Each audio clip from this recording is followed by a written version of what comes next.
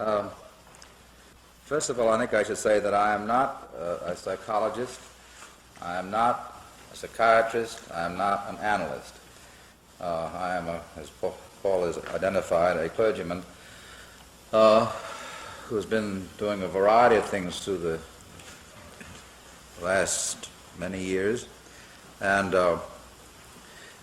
when I was in college, I did go so far as to take a course in psychology, and I learned about the Freud and the sex drive, and Adler and the power drive, and the third man's name was Jung, the third of the so-called Big Three. What Jung was talking about was never mentioned. That was in 1934, I think. 15 years ago, through a set of somewhat accidental circumstances, and we began to discover up at the Educational Center here that Carl Jung, while he was not the great innovator in one way, he was not the great pioneer that Freud had been, was a tremendous person in his own right, and to the sex drive and to the power drive, with which he did not disagree with Freud or Adler, except in their emphasis upon them. He said there's a third major drive, which is the drive for meaning and wholeness. And increasingly, through the last 15 years, we have found his work and the work of his whole school to be of more and more use to us in our work in religious education. And so what we're going to do tonight is try to give you a very brief identification of Dr. Jung's identification of the psyche. It's a pretty complicated thing, as he always admitted. There's nothing more mysterious in the whole universe, as far as he was concerned, than the unconscious. And he set out in his early work as a psychiatrist to explore this very mysterious realm. And I should rather suspect that when the definitive book is written on the 20th century, there will be certainly an important chapter in it on the exploration of outer space, but I suspect that 20 more chapters will be given to the exploration of inner space, because I think the elements which we will touch upon tonight have so much more depth of meaning for mankind than moon rocks. And I think that's probably about the right balance. But this is my own view at the moment. Jung himself, if those of you who saw the movie last week, didn't base his theories on sitting up in an ivory tower thinking up how things might be, but on he based the development of his thinking on his work with analysans, his work in the consulting room, and, as the picture identified, working through and trying to discover the meaning of 67,000 dreams.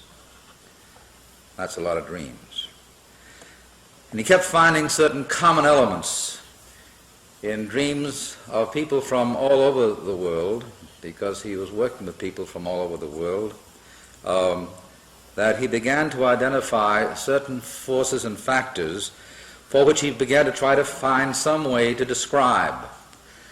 And he picked some rather strange terms, and he would never have absolutized any of them as terms, but he had to find some sort of language, some sort of new language to try to identify factors and forces in the psyche of men and women that needed some sort of definition, even though in many ways they remain forever mysterious. Jung was an amazing guy. He never stopped. He worked at this business right up until the age of 83 or 84 when he died in 1961. Was always willing to go back and revise. Was always extremely willing to have his followers, his students, build on what he had done. He was a pioneer. He recognized in particular areas he was very much a brand new pioneer, and he never absolutized anything that he said.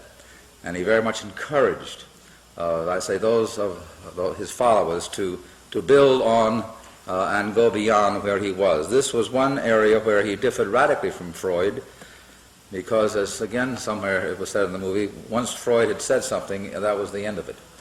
And he didn't want anybody deviating from pure Freud. This was his big battle originally with Adler, who had been his pupil. It became also a source of a major break with Jung, who had never been his pupil but had been his friend, had traveled with him, had worked with him, they had analyzed each other's dreams and so forth and so on. But Jung went a couple of steps in the early days beyond Freud, and by 1912 their friendship ended, which was a sad thing for both of them.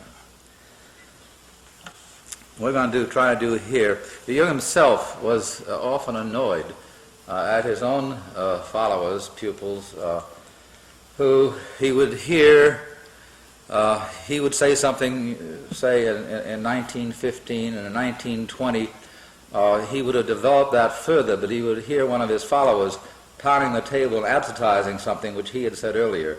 And his final response to this was, "Thank God I'm Jung and not a Jungian." And he refused to let his name be applied to his school. The school technically is known as the School of Analytical Psychology, even though it is still called Jungian psychology in a more popular vein. I'd like to try to rush through two basic areas tonight, and then discuss any of them that you want to, and you can raise any kind of questions you want to. And if I don't know the answer, I'll say I don't know the answer, because I'm not an analyst. I'm merely a guy who got caught with him about 15 years ago and had done a lot of reading and used a lot of his material in the various kinds of things we are doing at the center. The first thing I want to do is that of trying to identify the nature of a man's psyche as Jung identified it in terms of the various basic concepts. And the second thing I want to do when I finish that is to talk about his whole theory of psychological types, which again is an extremely important area in which he did the most important work that's ever been done as far as I know.